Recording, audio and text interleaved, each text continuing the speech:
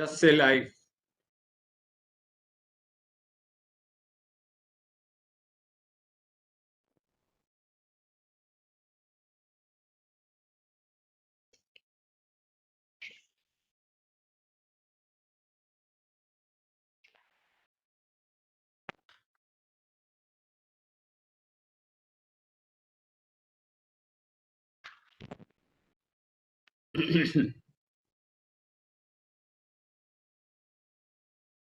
Live.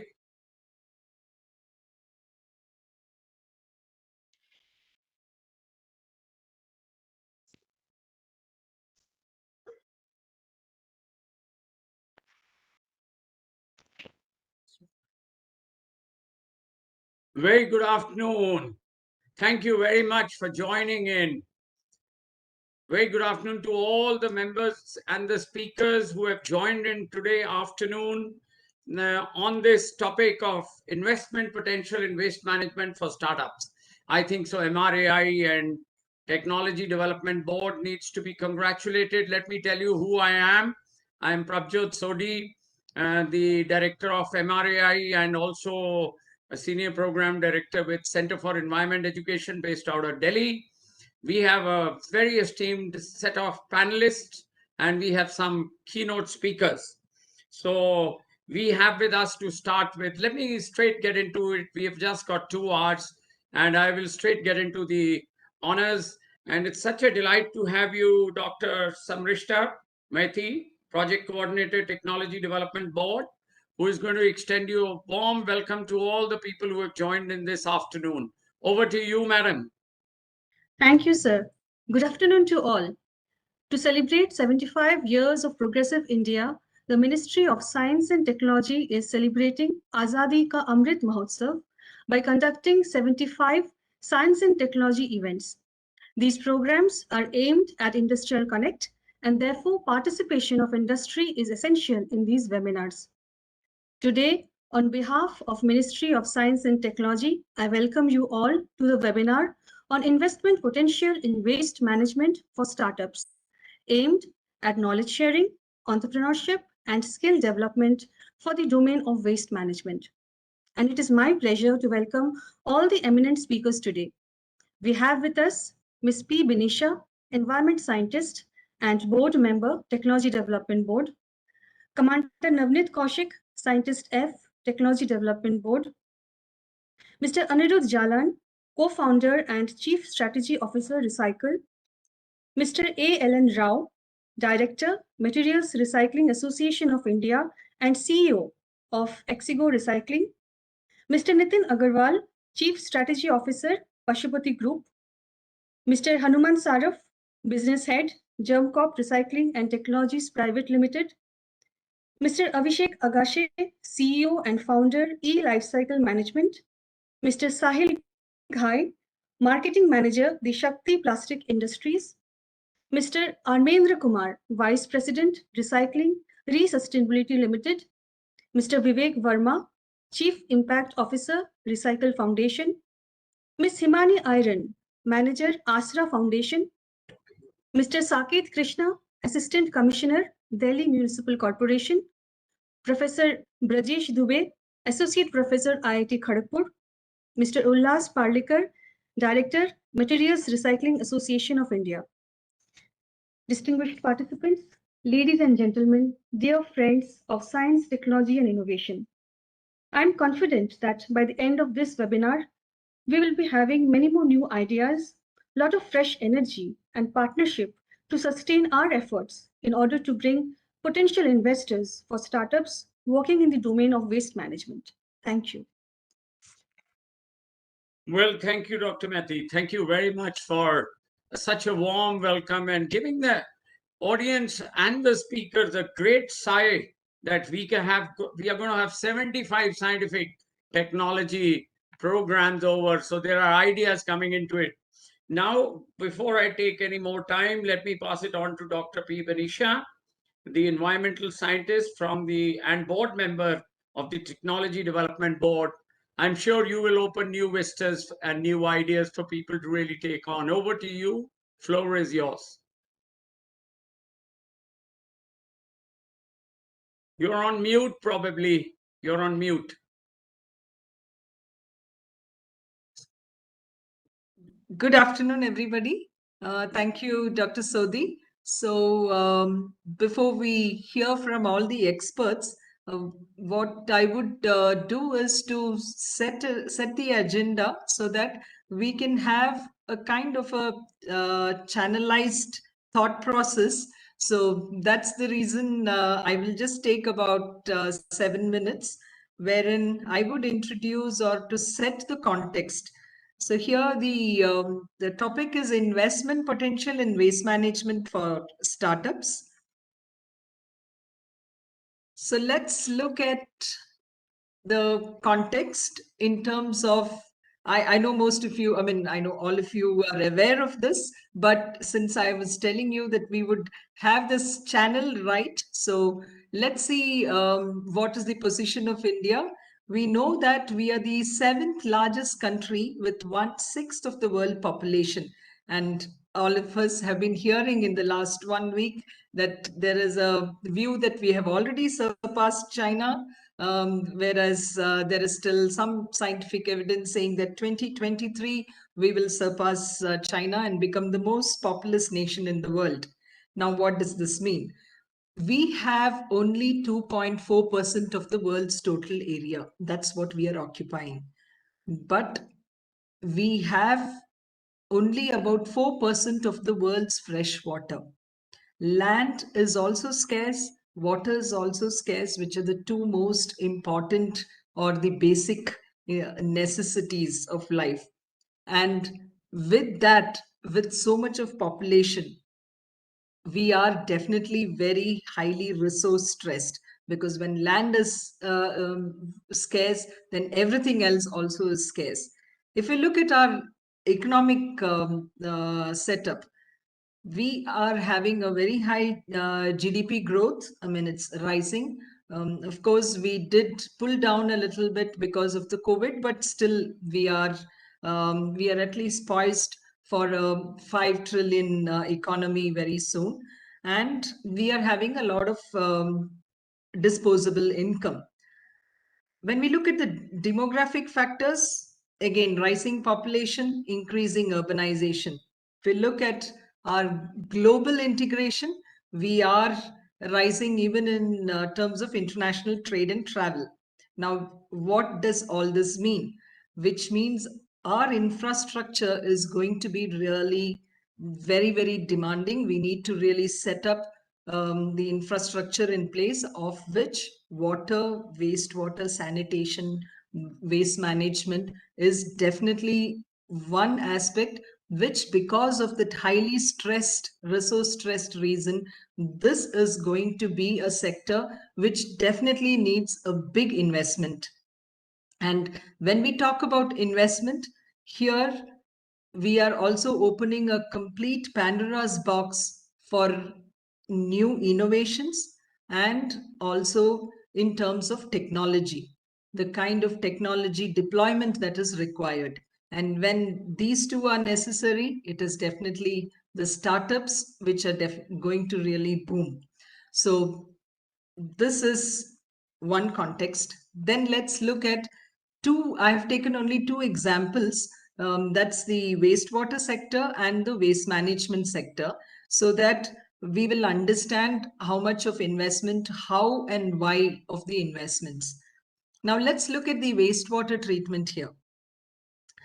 The Indian sewage treatment industry was estimated to be 2.4 billion USD. That's in 2019. Now, if you look at this as 2.4 billion USD, what is it that we have been doing? That is actually a very grave situation. I mean, it's a really sad state, because with this 2.4 billion USD, we have been able to treat only about 30 to 35% of our wastewater generated. Now, that's something which is really, that instead of looking at it as a weakness, that's where the potential lies. And here again, this is treatment. When we say, we are only talking about not the full treatment, what is required.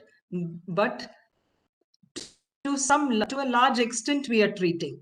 But that means almost about 70 to 80% of wastewater needs treatment in our country.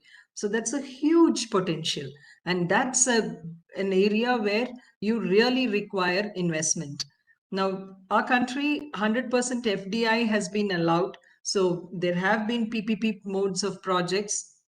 And if you look at the market size of the sewage treatment industry, again, that is 13% CAGR growth is there. So that's again a good potential for investment. And in 2025, you can see that the requirement is also quite high. Now, if we look at the solid waste management investment, here 62 million metric tons per year is our generation, and it's expected to increase by almost 165 million metric tons by 2030. Now, here again, it is not just solid waste as one single entity. This can be broken down into several waste management, solid waste. Hazardous waste is there, biomedical waste, electronic waste. So there are the C&D waste. So there are various different types of waste which are all in the solid state. Now, there again, the estimated annual increase per capita is 1.3% per year. And here also, just like how we have the wastewater treatment, only 20% of it is being treated currently. So there again, there's a plethora of investments which can come in. 7.2 million tons of hazardous waste is also part of this.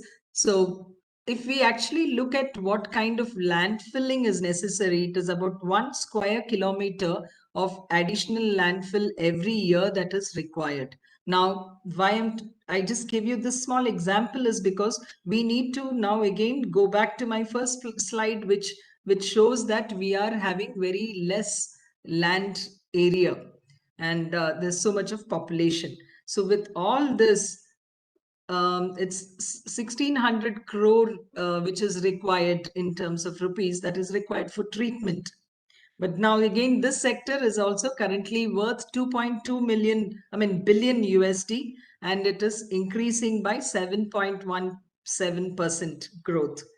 So these are the two examples. Now let's look at who are the stakeholders, because this investment is coming, or it is what kind of stakeholders and beneficiaries are there in this?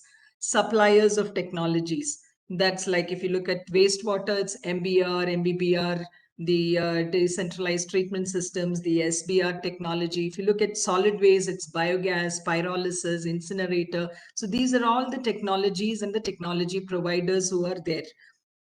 Component manufacturers, again, both in wastewater and solid waste, you have several components. So that's again another sector by itself.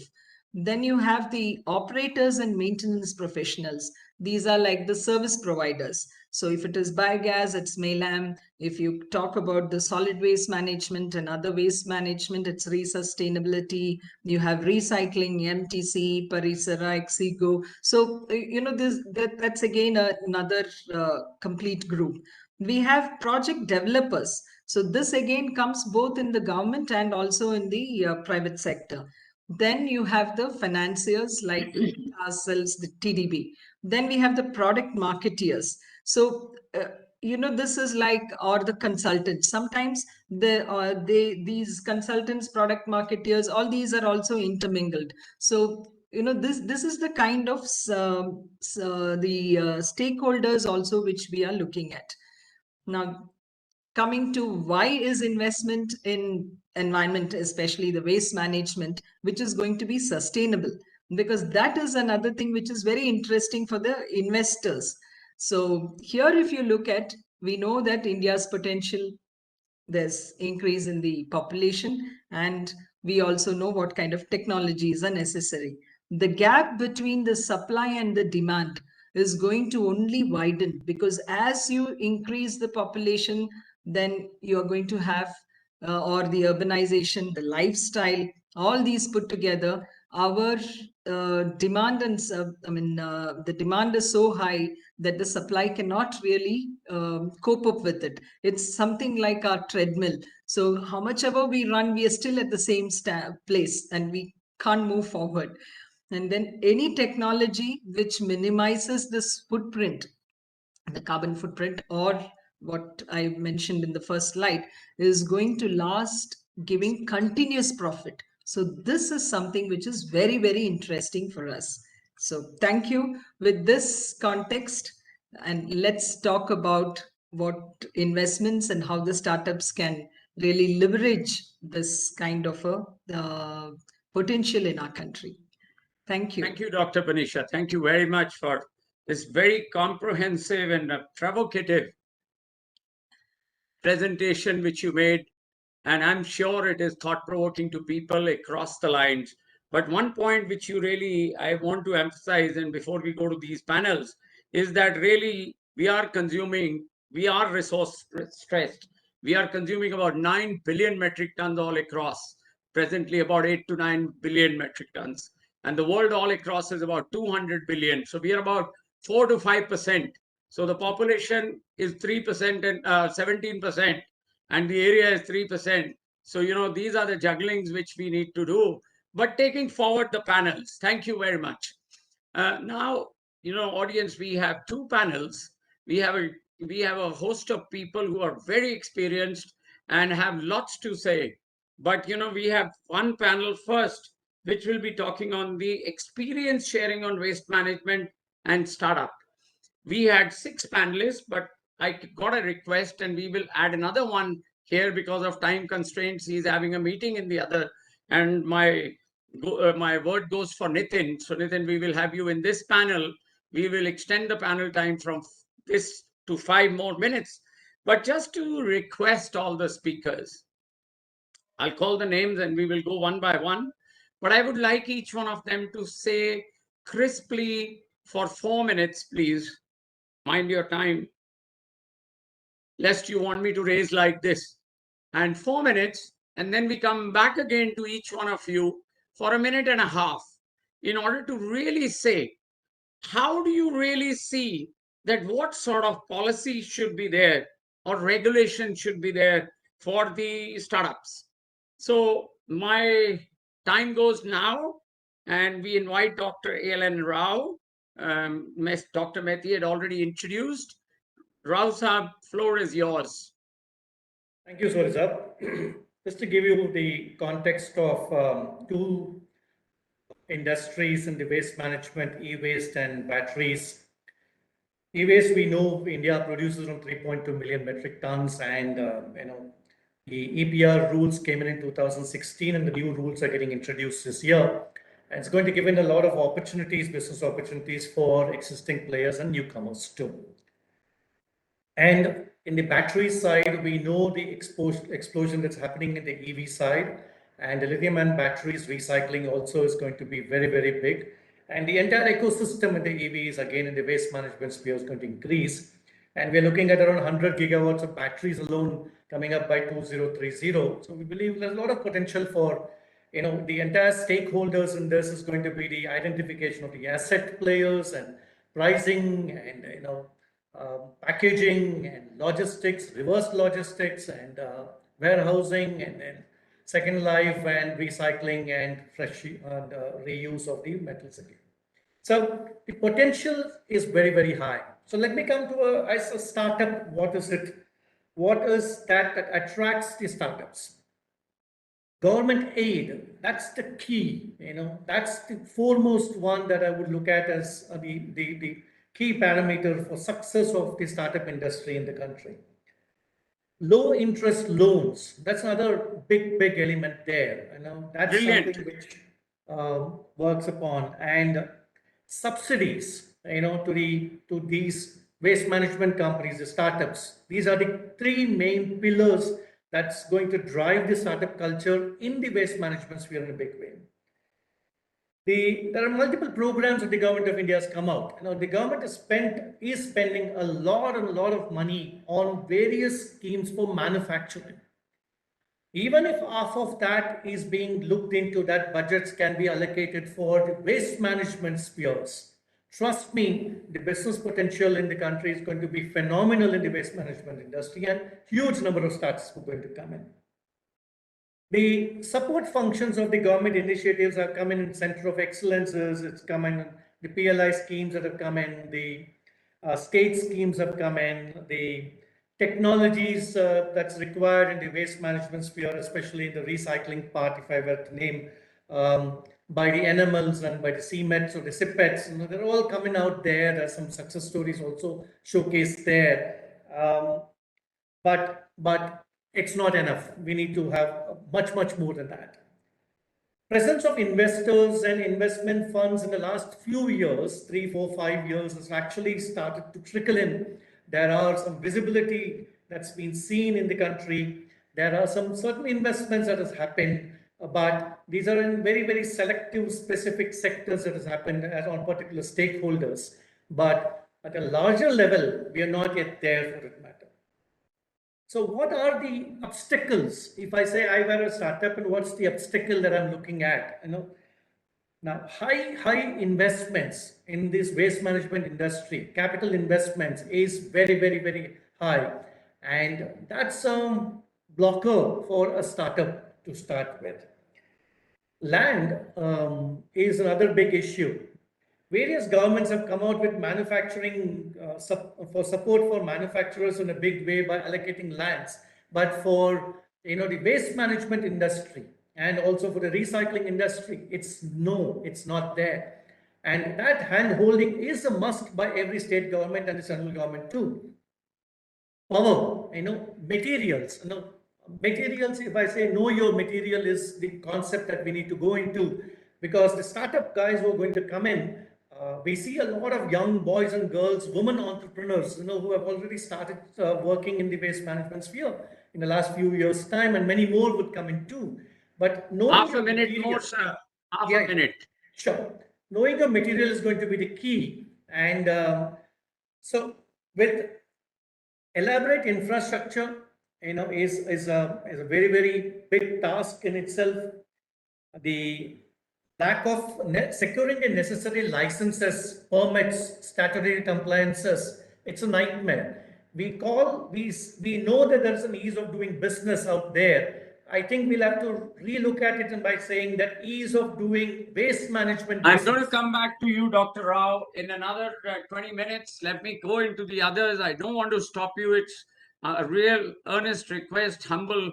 And we are going to come back to you for what policy and regulation. Please keep your words with you and share it with the others. But let me now take the second speaker, which is Dr. Saket Krishna, the Assistant Commissioner of Delhi Municipal Corporation North. Is he there with us? I can't see him there. If he's not there, we will have him coming later. So let me go on to the next one without losing time. And can I take Mr. Shraff, Hanuman Shraff? Please, the floor is yours for the next 4 minutes. And then Nitin, we will go back to you. Good afternoon, Hanuman, thank everyone. you very much. Please go ahead. So I will restrict my discussion to plastic industry because a lot of other eminent guests are there to talk about the other fractions of the waste management. So I just give you an overview. Ki plastic industry is almost 18 million ton per annum, which translates to around 180 lakhs ton consumption every year in India, with a CAGR of between 8 to 10%. The industry size is almost 5.1 lakh crores, and it is expected that it is going to increase manifold in next 5 years. So before any startup or how I perceive or how I do a business is, first I understand the market size. So how big is the market, and do I have a place for myself in the market? So if I talk about the market size, I think it is fairly placed for a lot of new entrants into the market. What are the potentials?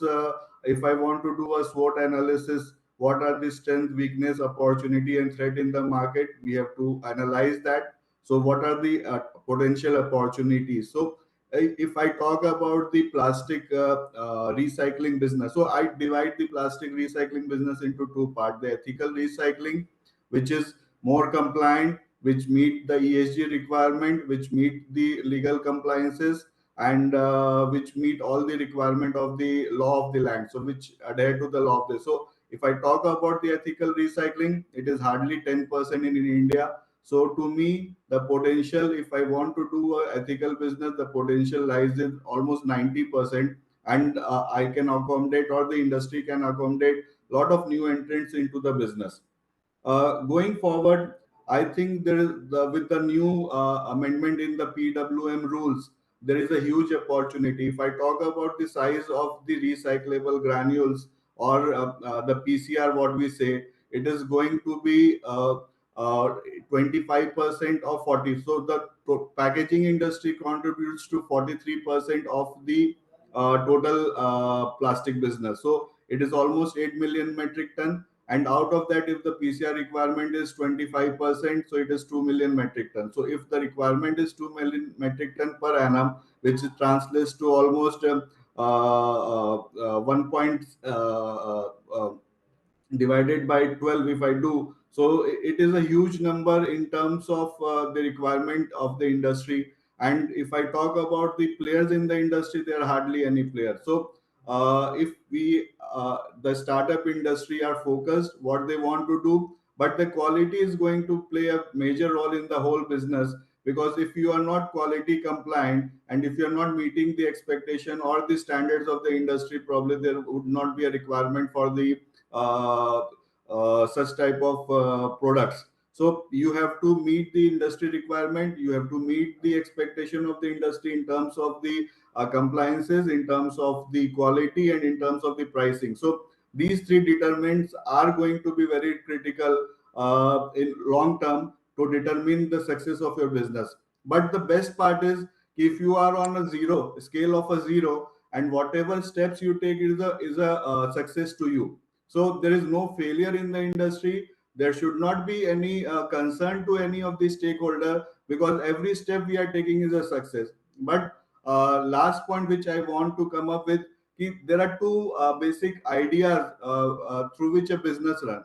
One is grant and the subsidies. One is a business model, which itself is a big driver, or a motive for a business. So my sincere request to all the stakeholders: don't make your business plan based on the grant or subsidy or EPR. Make your business plan based on your costing, rather than making it on grants and subsidies. Grants and subsidies could be icing on the cake, but it can't be a basis for a business model. So, Hanuman, thank you. Wonderful. You're going to hold two of your thoughts. I'm going to come back to you in a minute's time. You see, through the audience, all the three speakers are talking the same thing, that there is an abundance of opportunities coming your way. There are ways to how to find, whether it was Dr. Rao, but Dr. Banisha, Hanuman. Let's go to the next speaker. Nitin, let me come to you and really see how you are going to share the experiences across to the startups. Over to you, please. You're on mute, Nitin. Thank you. Now it's audible. Yes, please. Good afternoon to everyone. Two ways. One is about the scope of in the waste management, and second is about the opportunities and how to protect investment in the model. As our earlier speakers have mentioned, that about 62 million tons of waste is generated in India every year. Let me tell you that only about 43 million tons is being collected, and about 19 million ton is being leaked into the ecosystem and marine bodies. So there is a scope to collect and capture that 19 million metric ton. That is one thing. Out of the 43 million tons, we are only recycling about 12 million tons. So 31 million tons is again going to incineration and other waste. So there is a scope to capture that 31 million ton and divert it from landfills and other spaces. So in total, there are about 50 million metric tons of waste annually, which has a potential, and we have to capture and find ways to get value out of it. So it's a huge quantity, and there's a lot of scope on this. Now, ULBs are being mandated and expected to prepare their financial and waste management plans at their local levels. And as per Solid Waste Management Rule 2016, they are being asked and expected to tie up with private parties, private players, and there is an opportunity in this way for the private players and coming up startups in this sector to shake hands with them and find a solution collectively. Now, coming out to the opportunities and fundings, there are opportunities in terms of advocating of the segregation of source, the segregation of waste at the source. That is very critical and very important aspect which we are facing today. As a recycler, we understand the problem of importance of segregation at source. There are a lot of waste, a lot of polymers are being mixed up in terms of plastic, and a lot of inert impurities are also being added by our systems, be it consumer level or the industrial level, and that all gamut of waste goes to the different channels and value chain and reaches as a recycler, and that cost us a lot of money and energy in terms of getting it upcycled. So a lot of scope is there in terms of segregation source, collection of waste, processing, recycling, reusing, and repairing and reusing. So these are a few things which need to be added up in our thought process, that we need to segregate, recycle, also reuse, repair and reuse. So that will add value to the waste that we are getting from different stakeholders. Now, as Hanumanji rightly said, that and as a startup or as a young person, I should not take grant or subsidy as a base of starting up my business. I feel that a young person, a startup should design and devise its own sustainable business model. Excellent. Based on understanding the waste content first. Before starting the concept and the setup of manufacturing and anything, first we need to understand the content of waste. What is the content? What are the polymers? What are the fractions? What are the percentages? How we can deal with them? Second is, how can we practically segregate these contents? That should be scalable and practical also in terms of viability, in terms of feasibility, in terms of economical viability. All these are very important before this. After this is, after the segregation, how can I improve the quality of that separated content so that I can take it to the level, this feedstock, so that we can upcycle it? Because if the quality of that feedstock is not good, you can only downcycle it, not upcycle it, and you cannot get a good quality product out of it and cannot bring it to the high-end product in the mainstream. So based on all these studies, a sustainable business model has to be developed by the young people and the bright minds. And based on this, when we present this model, certainly we will get the good opportunities and we can attract the investment into these. Thank you, Nitin. Thank you very much. Sorry, you have another minute to go by when we come on policy and what do you feel? And I think so. The audience must be very happy. You know, these people who are sitting here, 16 of them or 15 of them, they really are talking business and they are really giving opportunities across. Thank you very much, Nitin. Let me go to the next gentleman, Vivek Verma, the Chief Impact Officer of Recycle Foundation. The floor is yours, sir, for another 4 minutes.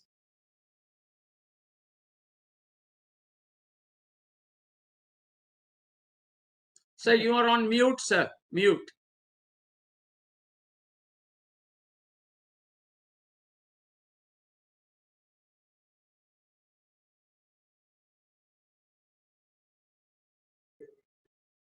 We cannot hear you, sir.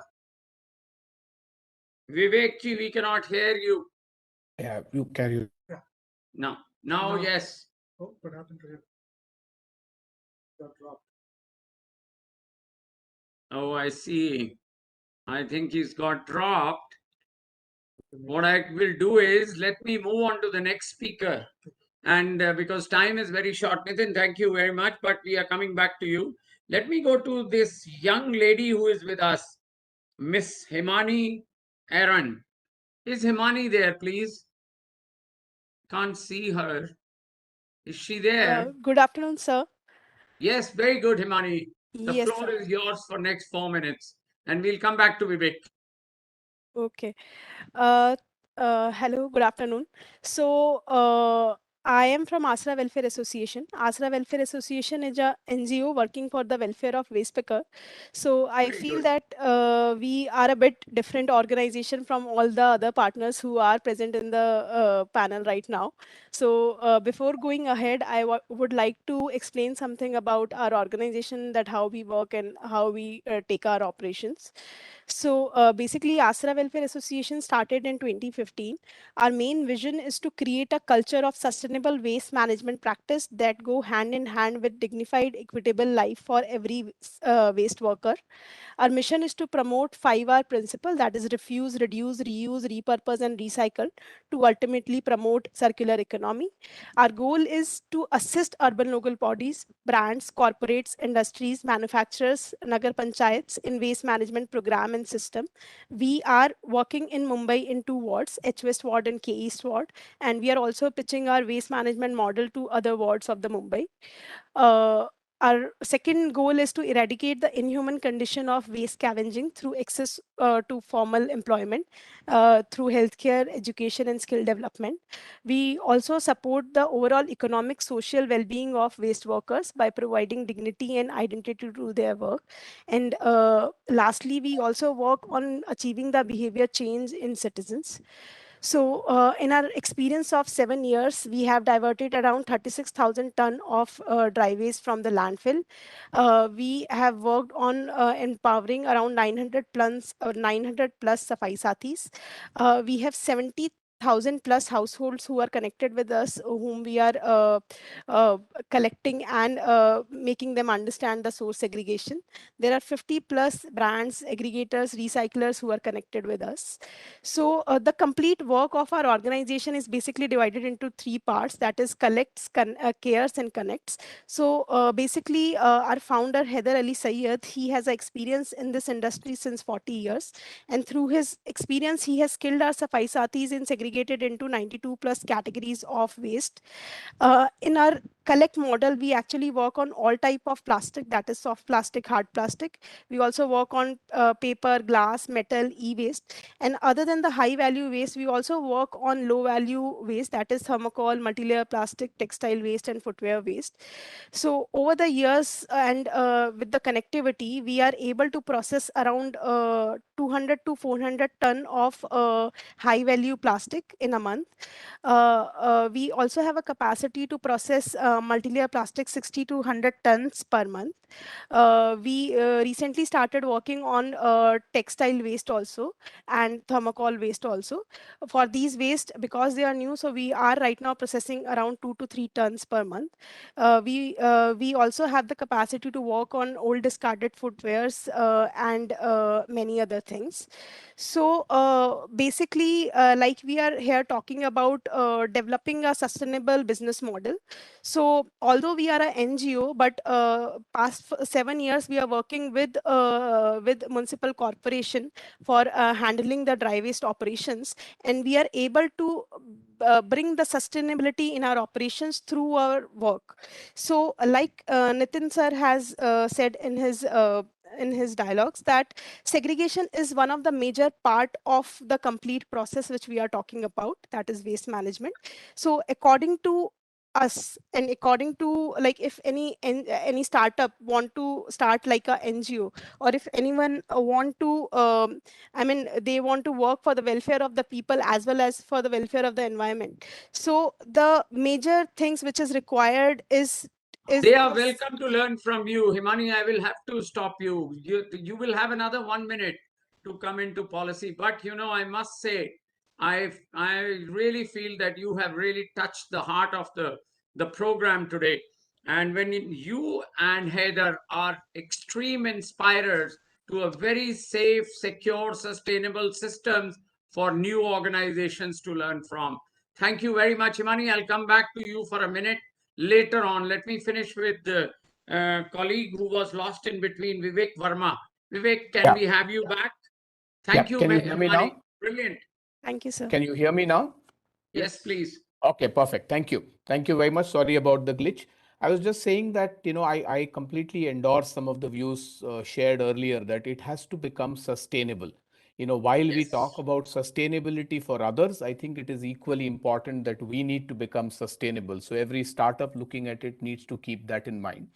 Lots of numbers have been shared. I'll only share one number that we believe at Recycle Foundation, that the opportunity for India is $1 trillion opportunity. So it's nothing less than spectacular.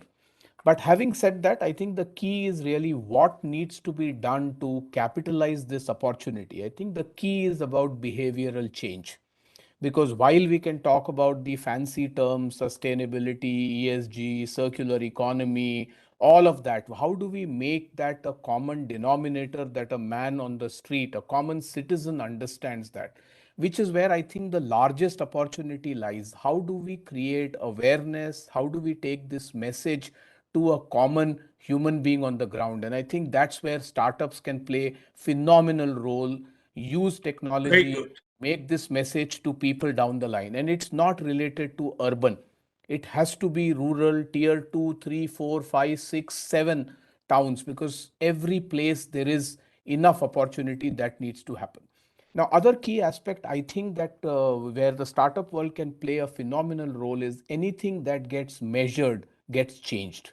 So how do we bring in more impact measurement mechanisms so that we have real numbers to share? We can demonstrate the move that has happened.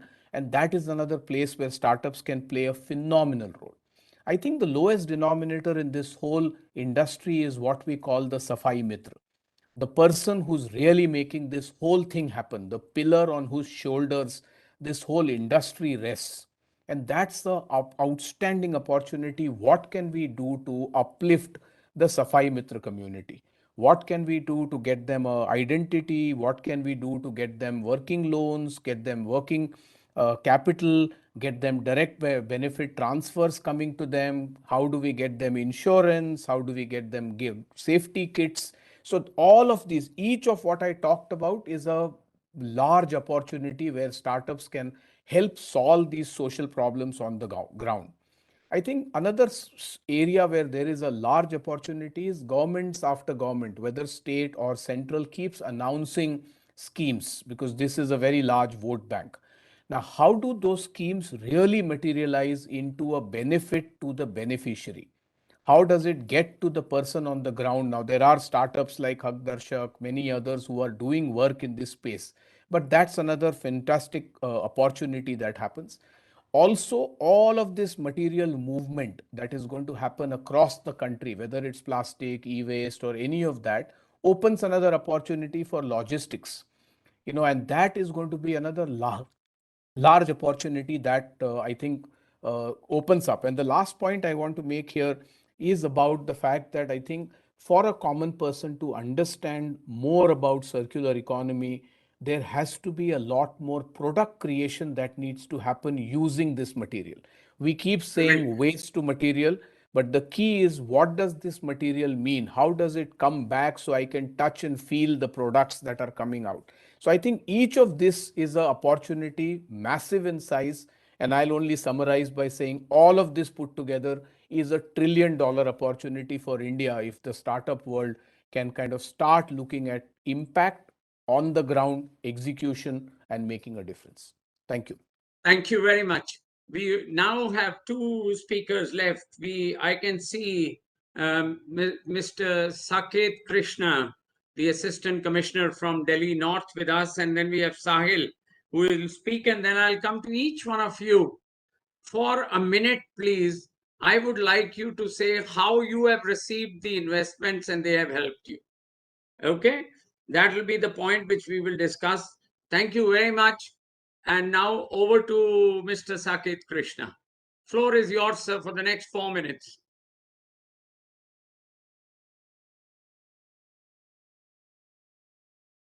You're on a mute, sir.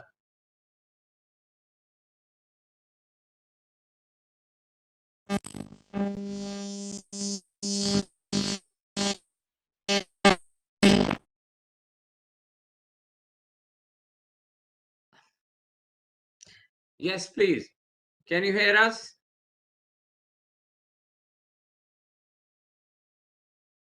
Mr. Saket Krishna.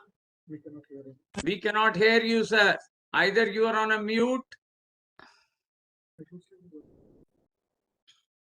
Hello, we can't still hear you. No, we can't hear you. I think there are two devices which are switched on. Mr. Krishna, are you having two devices where you are working? My colleague from the Technology Development Board is sharing. Can you hear us?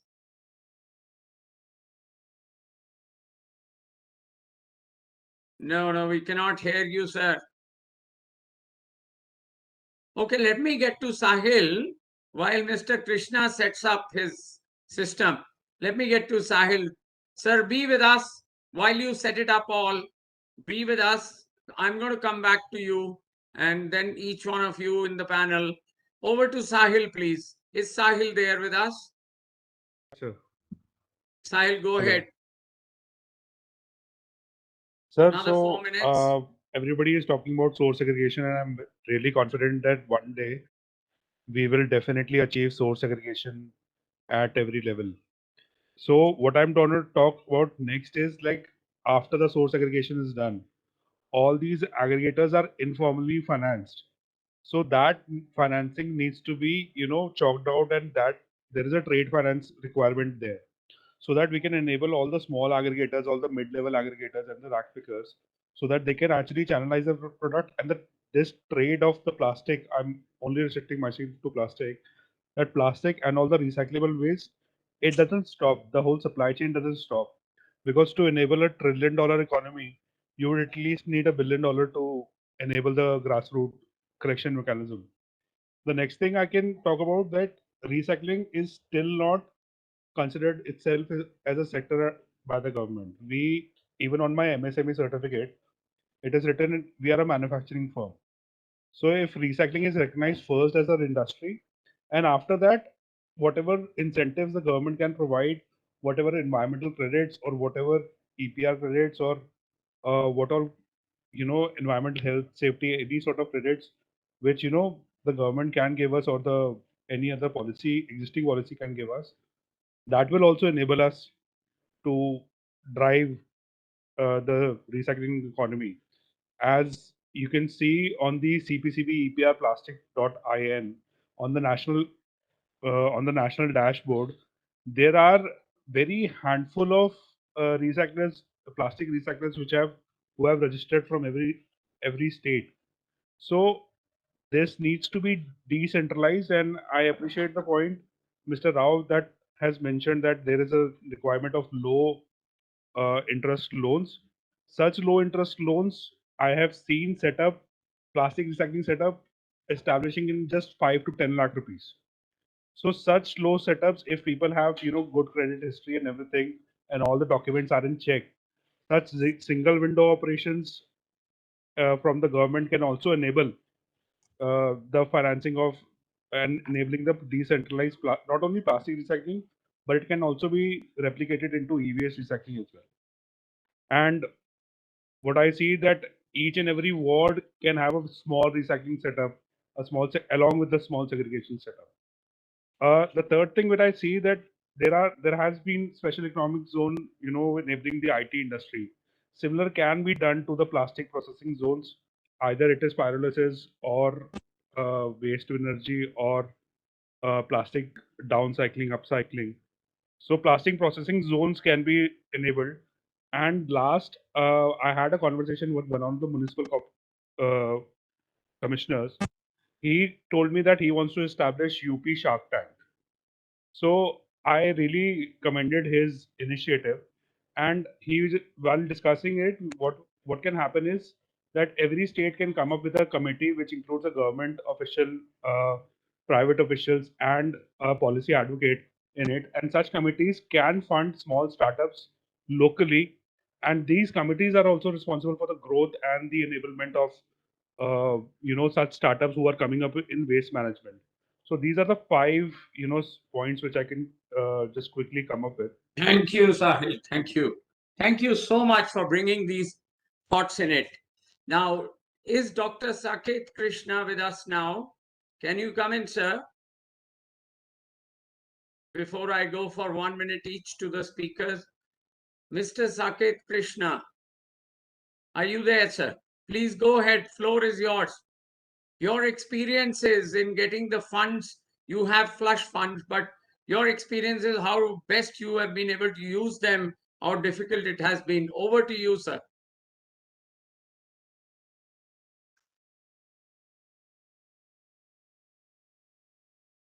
We cannot hear you still. Are you Can we ask him to muted? join from the mobile? Yeah, please join from the mobile. Join from the mobile. We'll come back to you. Take a minute or two. Let me come to each of you in the same order. I want to understand, Dr. Rao, first you. I want to understand in a few lines. It's not more than a minute. We don't have that much time because you are very elusive in your thoughts. How difficult or easy has it been to take funds and then put them into use? Or because the recycling industry doesn't have a status of its own, Mm. Mm. and we are being considered equivalent to regular industries, getting loans, getting financial support, getting various schemes as recyclers in the waste management, in e-waste or in batteries is a very, very, very, very difficult task. And so that is an area which needs to be looked into for anybody who is wanting to work on technologies, machineries, plants. This sort of a support is very, very essential, which is not available currently. So a lot needs Thank to you. be done there, sir. Over to you, Suri sir. Thank you. Could I go to the next speaker in the same order, please? Sir Hanumant here. Yes, Hanuman. I have a different opinion, sir. I think there are a 1 lot of minute. there are a lot of green funds available across the world, and a good impactful project would not be a hindrance. Means will always attract good investment for sure. If you see in the last few years, that a lot of funds have come in to the recycling business. So there are a lot of PE investment company who are putting money in the form of debt or equity. There are green funds available with all the banks across the world. So a good impactful project, I think, would always. Okay, brilliant, Hanuman, bringing the diversity in it. Time is very short, so I have to run into a next speaker. Could I request Mr. Saket Krishna, if he is now there with us, to share his experience for 2 or 3 minutes, please, sir? Can you hear us?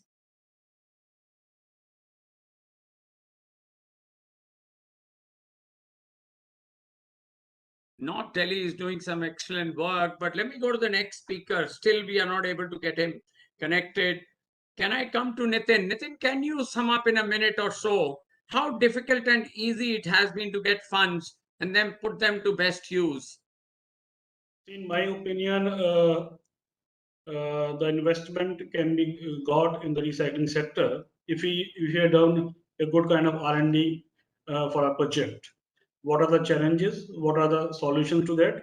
If that has been done meticulously, then and you can present it in a proper way to the funding agency, then you can get the funds. Simultaneously, the technologies that you want to adopt should have been chosen based on a good experience, their background, and a lot of research and comparison. So if you can prepare a project which is based on your thorough R&D, finding solutions to the problem, and based on a technological comparison, then I think it's possible to get the funding. Thank you. All three of you, from Dr. Rao to Hanuman to you, are talking about minimal risk. And I think so that's a valid point. Let me go to the next speaker. Vivek, a minute of yours. And then we go to Himani. Sure, thank you. So I think I kind of think that the problem lies in the bridging. I think there isn't a shortage of funding that's available both by way of grant or subsidy or by way of investment. And there is a lot of good work that's happening. I think the gap seems to be the connection there. And I go back to the point I made earlier that I think one thing which can bridge that gap is really good quality assessment and a good quality impact measurement matrix so that the investors know where the right work is happening, where there is a measurability, where there is an impact that can be seen, so the investment is well worth making there. So I think there is no dearth of fund, there is no dearth of work. What is needed is a good quality connection that needs to happen, and I think that method could be impact measurement, that method could be good quality matrix that can help to do that. Thank you, Vivek. Thank you. Thank you so much. Let me now come to Himani. Himani, 1 minute is yours now. Yes, sir. So in our case, as we are NGO, there are two types of funding, one for recycling of material and other is for welfare of Safai Sathis. So here I Excellent. talk about recycling of material. So for an NGO, getting fund for recycling of material is comparatively very tough, I say. The reason being because we are in competition with many other registered recyclers and many other players in the market who have better opportunities and better, things with them. Other than that, there is also a lack of confidence sometime in brands with the NGOs in terms of documentation and many other things. Although we as an NGO has grown a lot, but then also the brands and the other people who want to invest, they are a bit hesitant. So that is my point over here. That's very good. Thanks Yeah. for bringing a different perspective altogether. As startups, people need to see how the NGOs are leading their way into this really a complex system, I would say, but easily manageable. So thank you, Sahil. Over to you, and then we'll go back to Saket Krishna ji.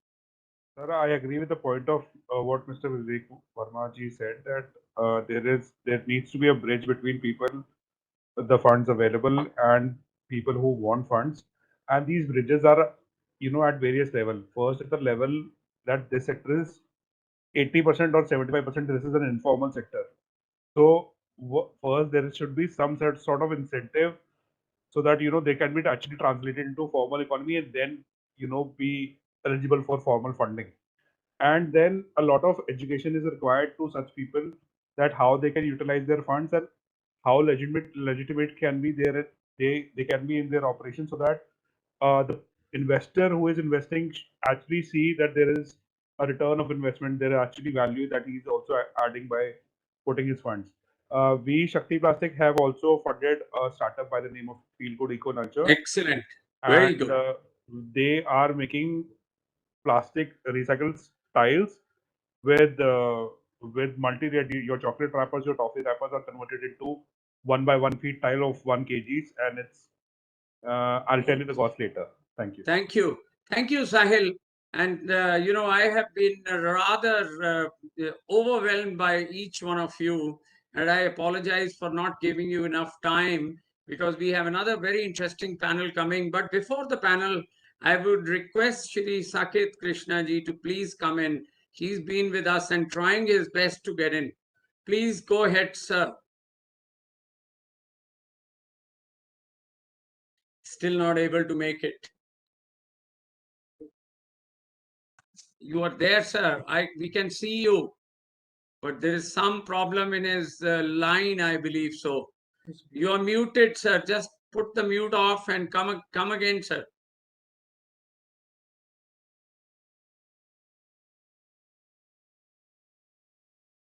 We can't hear you. Put the voice loud.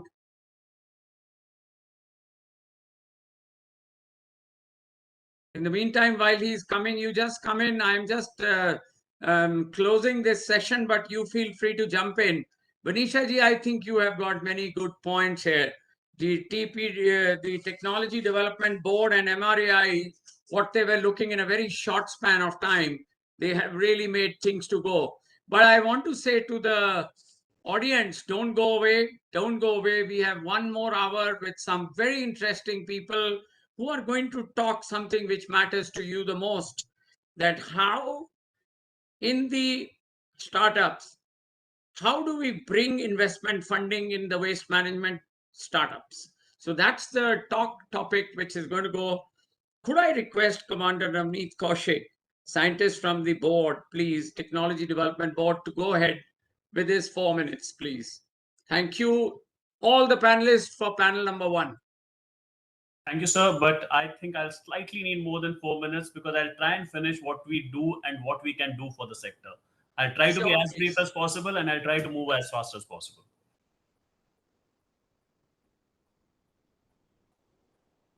Go ahead. Yeah. Is my screen visible? Yes, it please. is. Thank you, sir. So I'm Commander Navneet Kaushik. I'm Scientist Chef as Technology Development Board. It's a statutory body of Department of Science and Technology.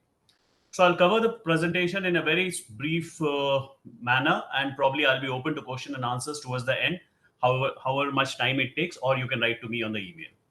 So brief background, mandate, funding process, TDB value addition over the years, and some of the projects we supported. So TDB has been in existence since 1996. We were made under the TDB Act 1995. Our basic aim, which I'll come to the next slide as well, is about providing financial assistance to industrial concerns and other agencies attempting commercial application of indigenous technologies or adapting imported technology for wider domestic application.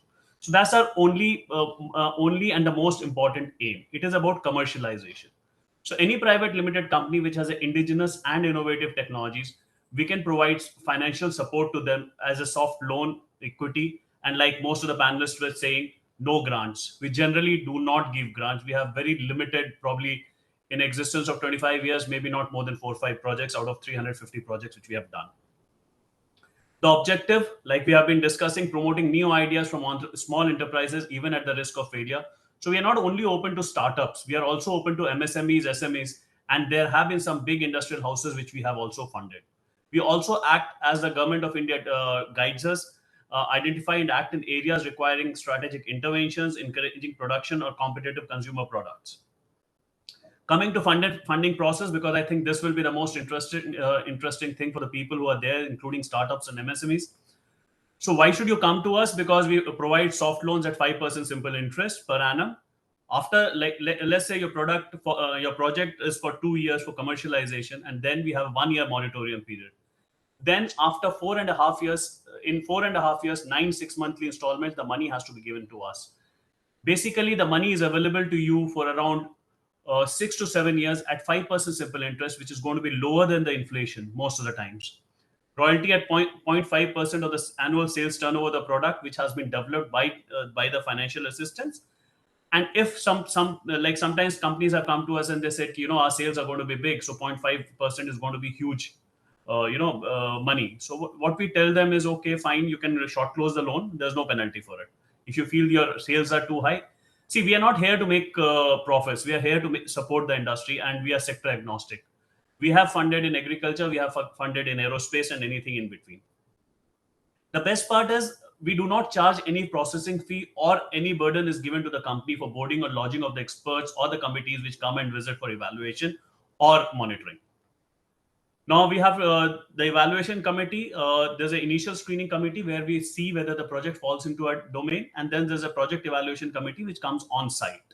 Now, when I say on site, and the constitution of this committee would be technical experts from the domain. Let's say waste, like even in waste, you'll have a battery, you will have electronic waste, you have a normal waste. So whatever the project is about, the evaluation will be done by that domain experts, along with the financial experts who are ex-GMs and MDs of the banks and financial institutions, who look at your business plan, your projections, your models, your viability. So when we support a project, we see it thoroughly, and after that, we don't want to support a project which is get an entrepreneur in difficulty once he gets into the business, because we want him to succeed. So even if we say no, we give reasons in writing why are we saying no to the project. The project cost can be under the following heads: land, site development, building, civil work, factories, plant and machinery, technical know-how fees, cost of filing patents. And we do not give working capital, but we do provide margin money for working capital, and we fund up to 50% of the unincurred project cost. Over the years, we have funded more than a TDB commitment of around 2,200 crores, and we have been able to leverage around 8,500 crores to the market. And agreement, we have signed more than 350 agreements. I think we are closing around 400. And our basic, we have funded all sectors, but our most impactful sector has been health and medical. I talk about this: Santa Biotech, Bharat Biotech, like today you're talking, everybody knows Bharat Biotech, but 20 years back, when we funded it, nobody had heard of it. The first vaccine was developed by Santa Biotech. Then we had funded Ranbaxy. You know, all these names look big. Biocon, Biologically, Aisha Motors, Riva. So all these names look big, but most of them, when they came to us, they were on initial stages. So it's over the period of last 20, 25 years that they have grown big. Now, these are companies which we have funded over the last 25 years. This is typically the biotech sector. Like I said, defense, we have IT. Okay, so I'll finish with this slide. What is common between the first vaccine which was made in India, the first liver transplant hospital which was made in India, the first indigenous car, the first electric car, the first RT-PCR kit, and the first 1,000 drone show? All of these have been supported by TDB during their projects. Thank you. I'm finished. I'm open to question toward this. Thank you. Thank you, Dr. Kaushik. Thank you very much. Manisha ji, I have a request. I squarely agree that 5 minutes, 4 minutes was not your day. I request the organizers to please call on 1 hour, 1.5 hour workshop.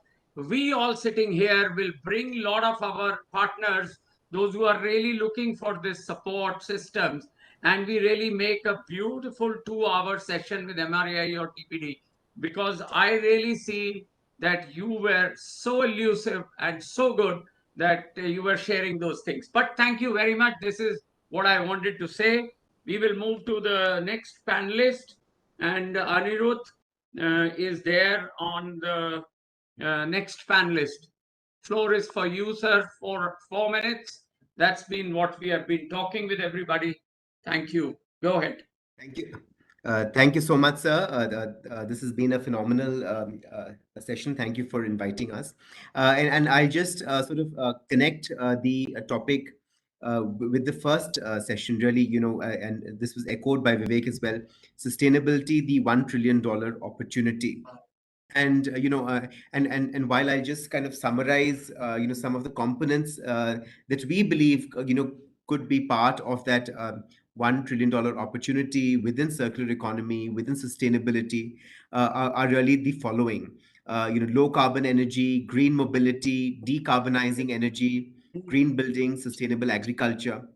And really, in terms of funding, the key focus of this particular segment of the discussion is really trying to see how can a startup or really attract the right investment tool for his or her project, and that really starts that's with, what we want, Anirudh. right. That's what we want Yes. from you. How you can bring investments funding for waste management like you have brought it. Please share that. Absolutely.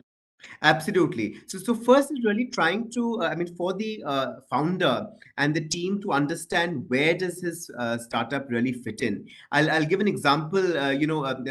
This is from PitchBook. This is a large tracker for, startups in the climate tech space. If you see, for instance, even though we know that the funding for startups in general is declining, the amount of credit and funding available for carbon tech is on the rise. And in fact, this tracker looks at carbon fintech, carbon capture, carbon accounting, and therefore, really, for the startup founder to start identifying, given that sustainability is still such a nascent and very fast evolving a theme, where does his or her startup fit in, or the company fit in? Where is it really carbon utilization, carbon capture? Is it climate change? And I think that's really the starting discussion. Moving, and sort of now, moving to what our experience has been. There's some issue with the slide, but I can do this without the slide, really. We started off in 2017. At every point, there are different stakeholders, and I'll speak from a startup perspective. There are different agencies within, the funding bodies, whether these are angel funds, whether these are early stage funds, whether these are more advanced, pre-series A, series A kinds of funds. It's really trying to advance your stage in the company and try to attract that. In 2018, we didn't even have a business model when we reached out to our angel funds, but we had the conviction of a MVP, a minimum viable product. And that's really with which we went out to the market. We spoke about what our vision with Recycle is, and we were able to start.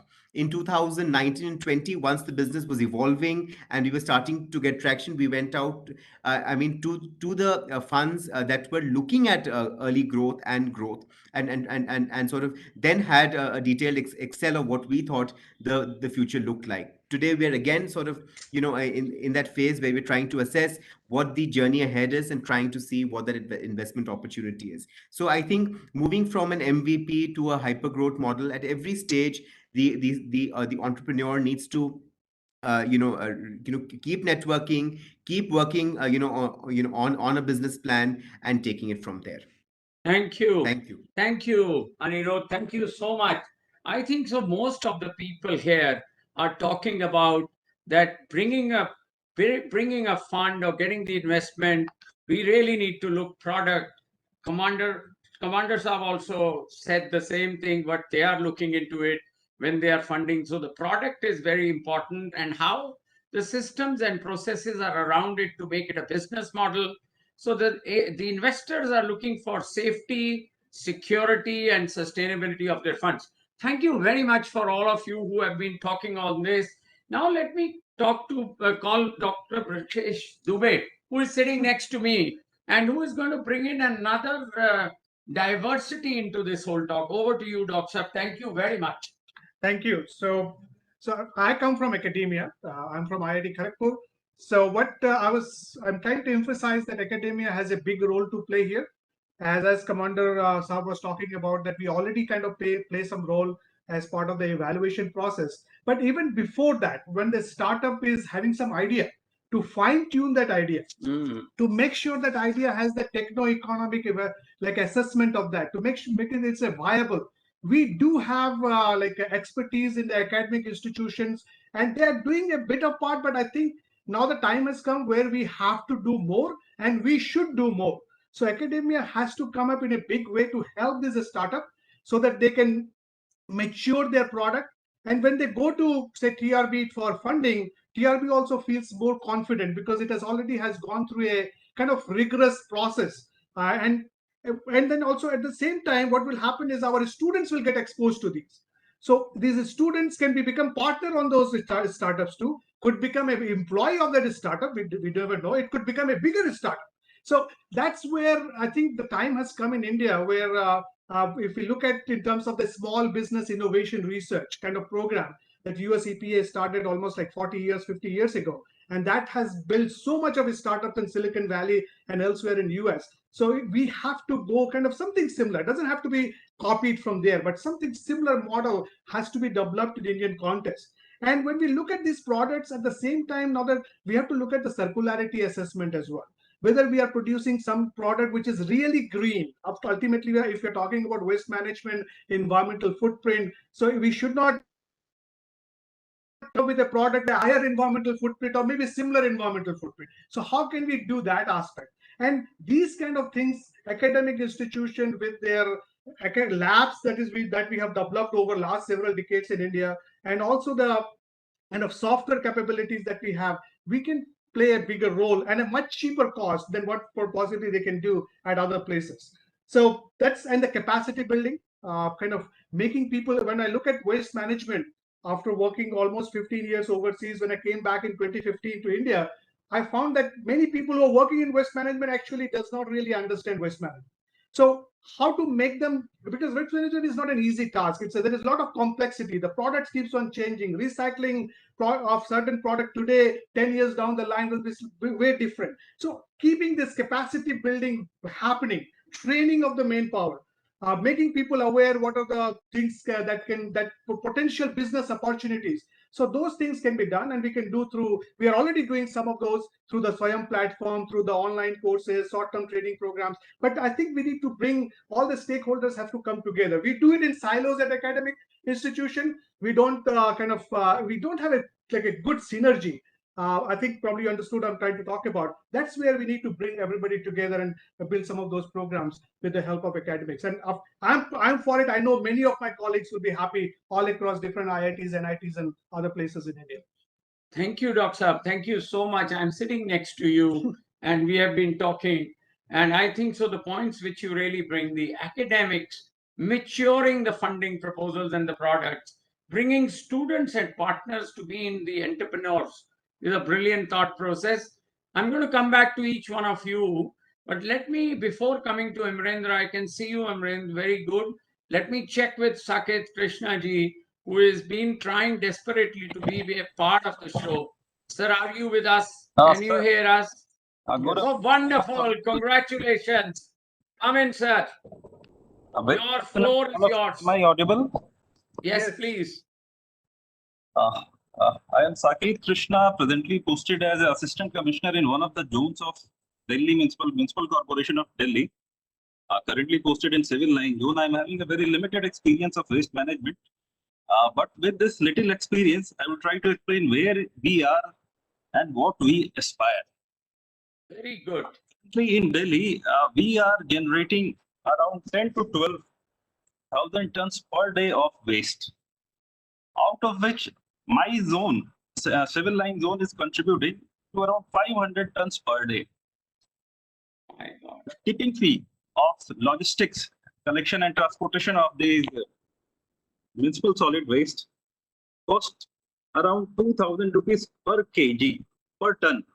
My God. So ultimately, it comes to around 10 lakh per day for us to dispose, collect, and dispose our waste from civil line zones. And ultimately, it comes to around 3 crores per month. All waste are either going to the landfill, or in our case, it is going to waste to energy plant. As we all know that the land is limited, we cannot continue like that. Neither we have unlimited land, nor this is an environmentally safe way to dispose our waste. As a UL, we want reduction of our own waste. We want to cut the logistic costs for collection and transportation. So whatever 500 tons we are getting per day, I would like that it should reduce. How it can be reduced? We need decentralized solution for reduction of waste. As solid waste management rules has mandated that RWAs and bulk waste generators, they have to process their own waste. However, it is not going on in practice, and very meager response is there from the RWAs and also the bulk waste generator. So therein we would like to have partnerships with the NGOs and waste management agencies, which can provide us customized solutions for these decentralized waste management. What we lack is, as an urban local body, we don't have finances, we don't have infrastructure, we don't have better technologies. But what we have is, we have space for the firms which wants to participate in our zone or FCD. We have the ground level staff which can coordinate with the RWAs and BWZ for the pitching your idea and acceptance of your idea. So we are here to support whatever the innovative methods the agencies, waste management agencies, want to practice in our zone to improve the situation of current waste position and to reduce the waste which is being generated in our zones. Apart from that, there is one more area that I would like to press upon, that is the informal sector, which is collecting waste. I think the recycling agency is totally dependent. Go ahead, sir. Go ahead. Up to 50% of the waste is coming from this informal sector. And in our zone, there is an area called Jahangirpuri, which is one of the largest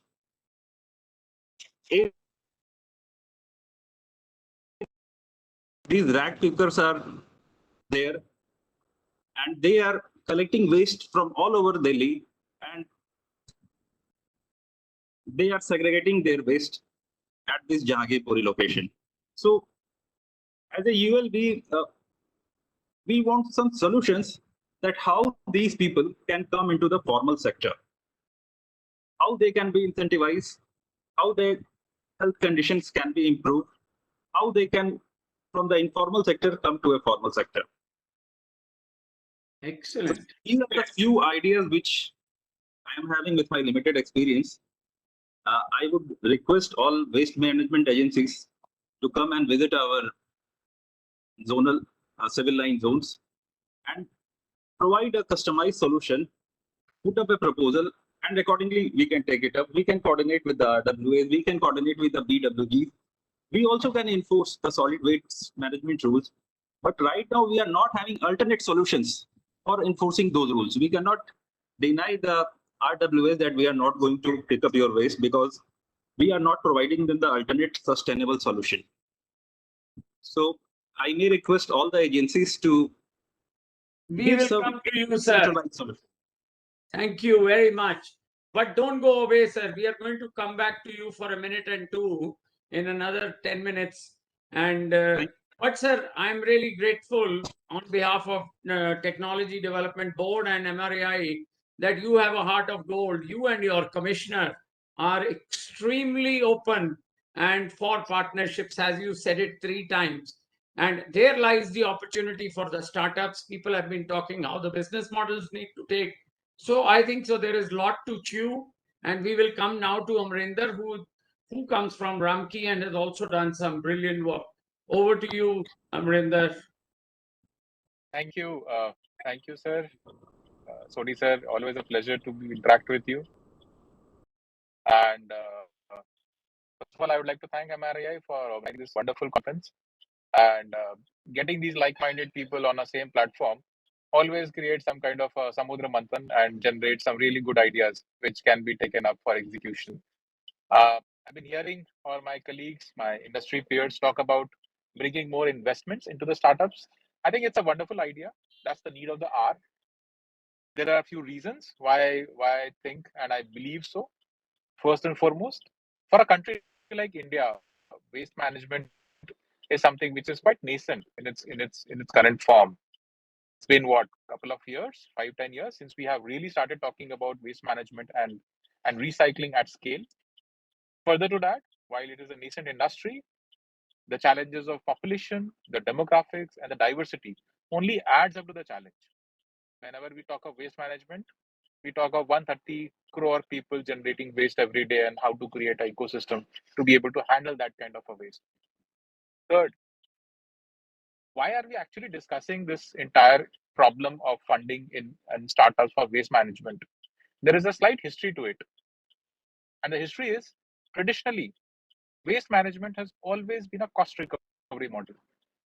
It has always been a process where we ascertain the cost of doing the operation and then asking corporation or the generator or someone to pay for it. It's never been looked at as a profitable self-sustaining business model which can bootstrap its own way to scale. And that's what remains as a big challenge in the industry even today. There are hardly any example of highly profitable waste management companies across the world. Also, when it comes to creating infra for 130 crore people, there is a huge amount of capital which is required for infra creation.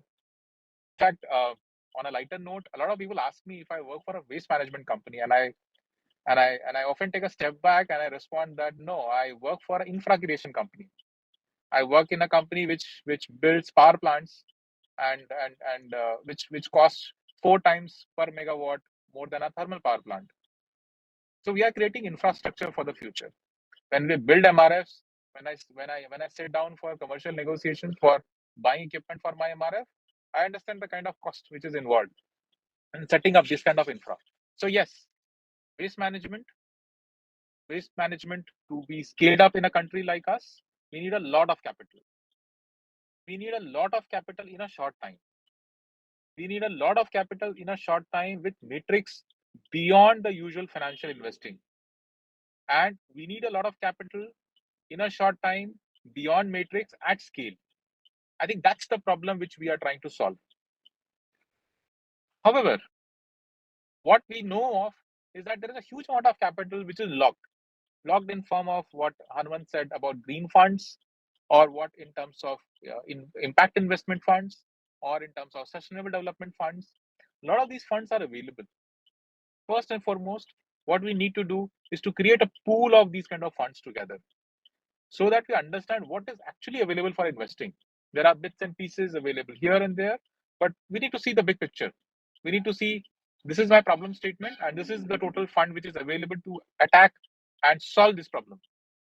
Second, I think after having spent so much time in a waste management company, I think calling it waste management is a misnomer. I think we should call it as an infrastructure segment. It should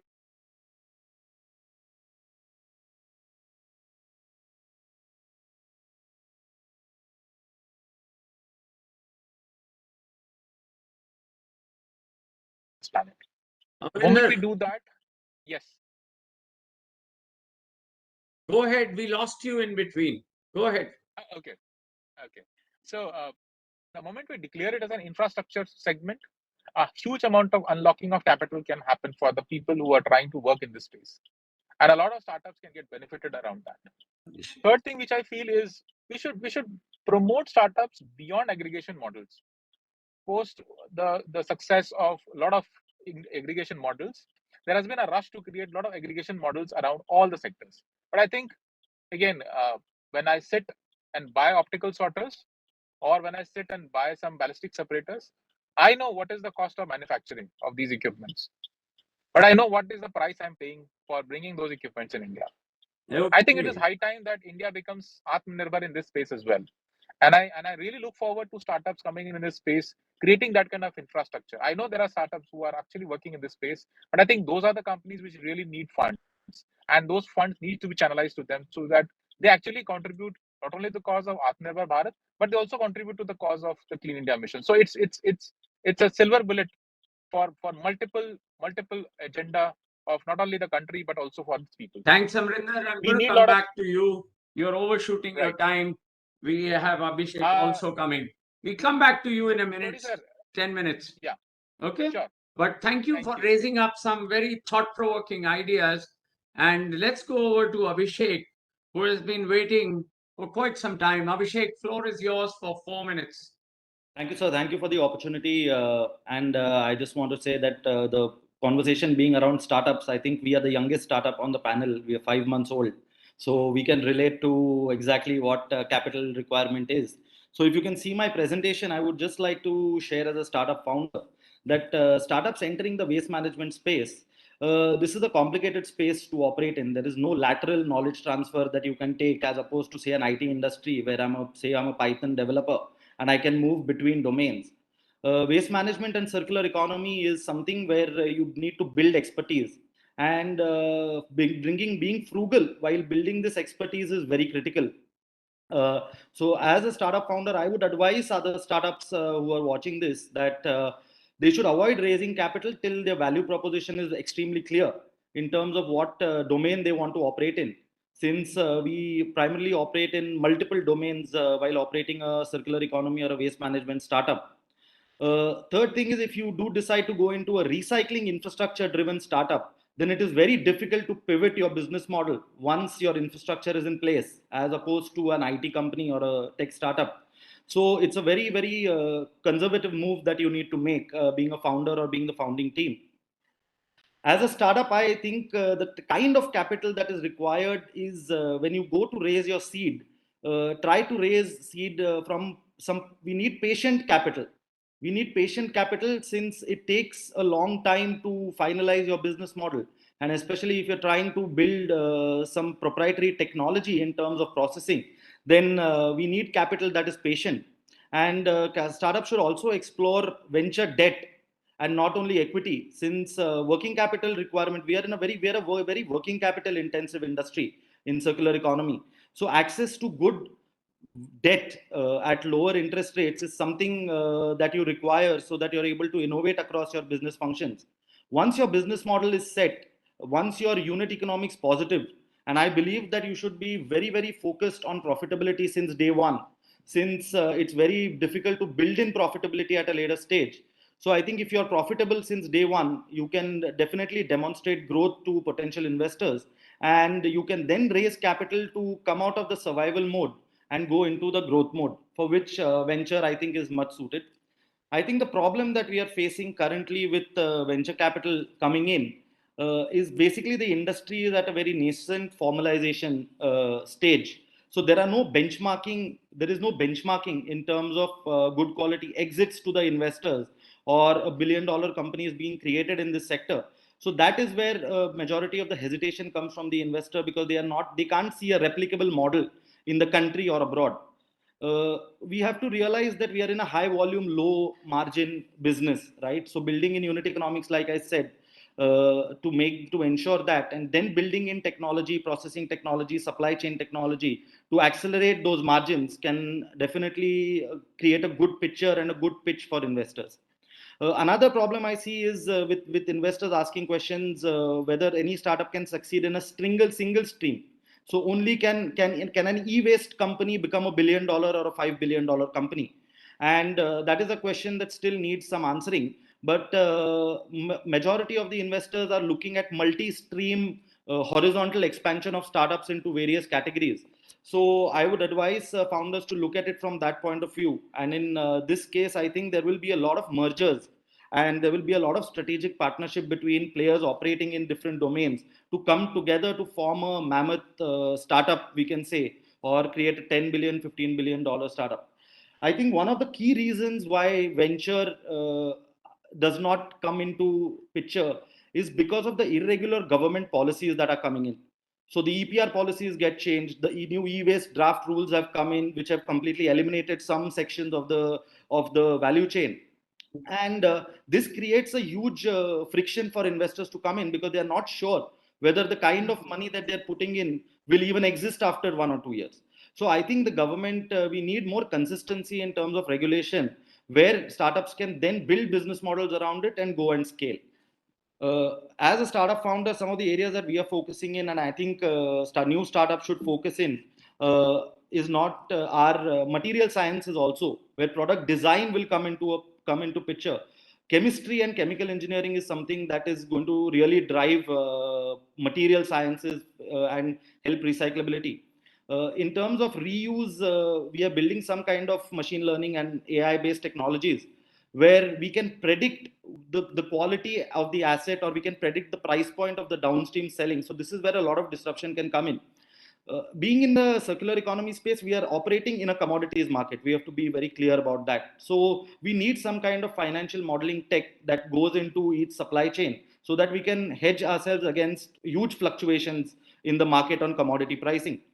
And yes, as of course, reverse logistics is something that is going to really disrupt and create huge investment opportunities. I think EVs coming in is going to significantly reduce the cost for reverse logistics, which accounts for a huge portion of our costing.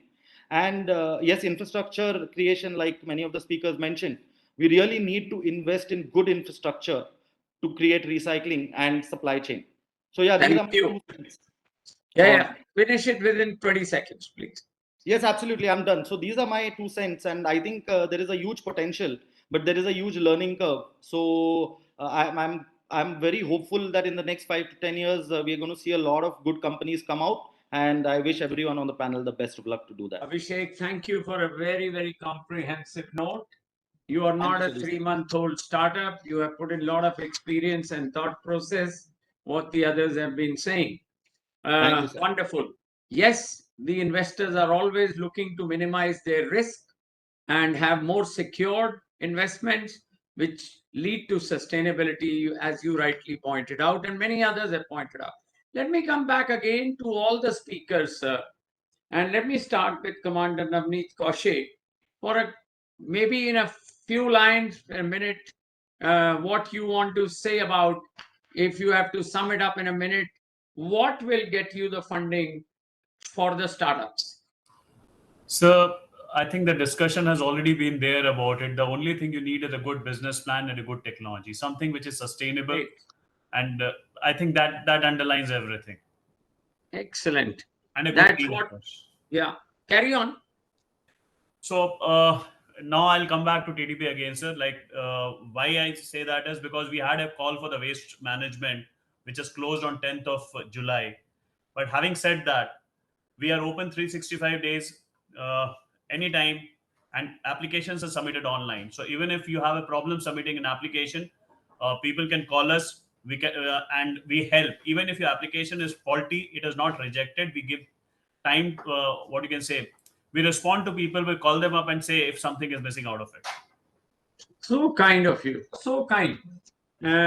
So product has to be more worthy, which Yes. is fine. Anirudh, back to you in a couple of lines. What do you want to sum up? How can we indulge the investor?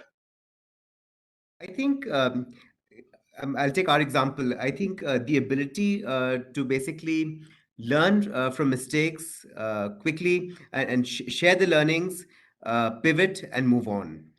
I think that candid conversation with the team and outside, I think really makes the process easy. Well, you are a growth-oriented company. You have brought it up, and you are the one of the founders. Very good. Thank you. People might reach on to you. Uh, Now, coming back to Dr. Dubey. Dr. Saab, how can we really link up with your institutions as small NGOs and startups? So yeah, so any small NGO or any startup, if they have certain idea and they want to test it out in a small scale, pilot scale, we do be having the facility in our labs with different instruments. Say if you want to go to funding, they would definitely will ask you that what kind of emissions your process will have.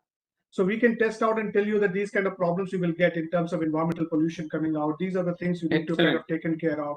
Even we can help you in the techno-economic evaluations. Now those tools are available where to look at the different technologies in terms of environmental footprint of the proposed technology versus your competitor already in the market. Because brilliant. If you're coming with a startup, you have a new idea. So there is already some product in the market, or if you are even bringing a new product, any agency will look at, okay, what is the environmental benefit you are bringing to it? Are you going to really create pollution? And how much pollution you will create? All those things we can quantify and can help equip that startup to defend their product in a much better way when they go to TRB. You are excellent. Or even the TRB wants us to help us in evaluation, we can do that too. So we are already doing that. So we can play a very. I think you are pointing out to a very important point, which all of them have said, that the product, even panel number 1 said that you have to have a very, very secure product in terms of business plan, technology, in terms of emissions, credits of carbon, effluents, residues. You can set up all the testing and standards. You can give them all. And you can also give a student of yours to really go. Exposure. Yep, the student get the exposure. It's good for the student because right now many times what happens is students are doing many theoretical projects. All the students love to do the projects with any startup because that gives them they can get into the business and they learn a lot and they can partner with a startup. You never know. IIT students are bright students. So they can partner, they can take your company to the next level. You're making me very excited about it. At my age, I'm becoming very young. And let me go to Amarinder about his thoughts on it, and then we'll sum it up with Abhishek coming in. And then we'll have a small question if anybody wants to say anything from panel 1 or 2. Amarinder, a minute or two maximum. Yeah. So my 2 cents, and I'll keep it very short and crisp. I think it's been talked about on a couple of occasions to have a very, very crisp business model with a very, very sharp unit economics and a clear roadmap to scale. I think the 2 things which are a must-have for attracting investment in this space. And I think just to sum it up, recently Telangana started the T Hub for incubating startups. I think it's time to create a W Hub where all the startups who want to work in this waste management space come across, sit together, cross-sell ideas, and create really, really scalable business models together.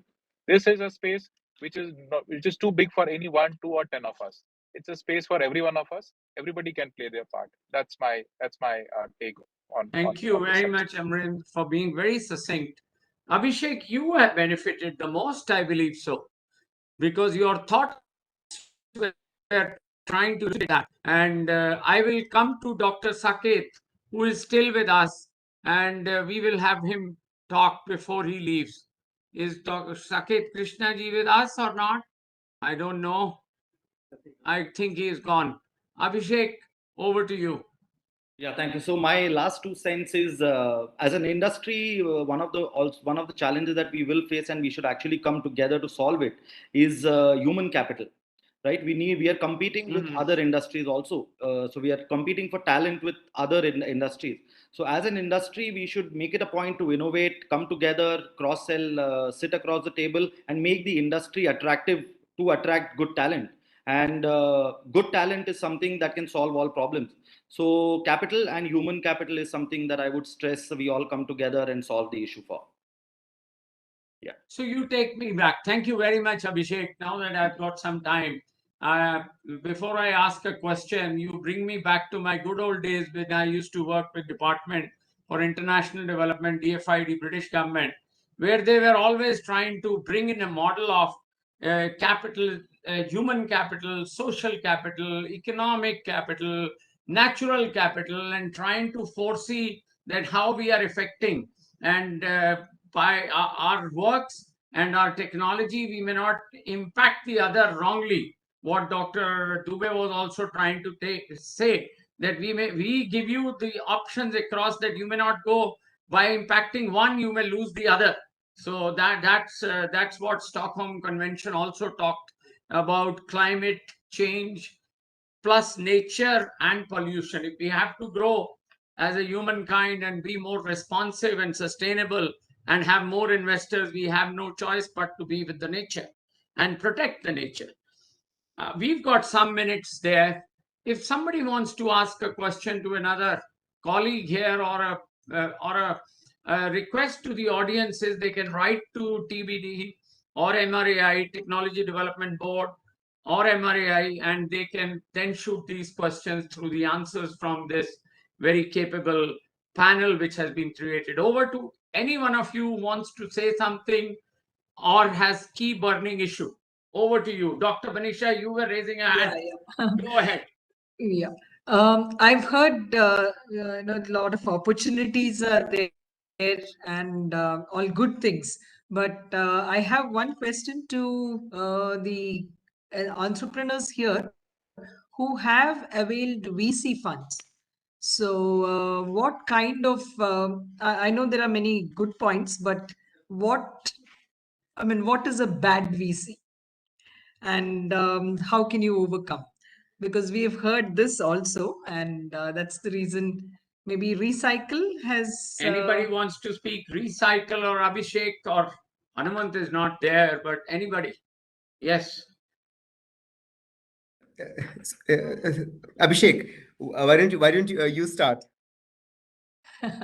So we haven't raised any VC money, but there is nothing like a bad VC or a good VC. There is a bad value proposition and a good value proposition. So if you have given your investors the right path to profitability and the right metrics, then I think they're a partner on your journey.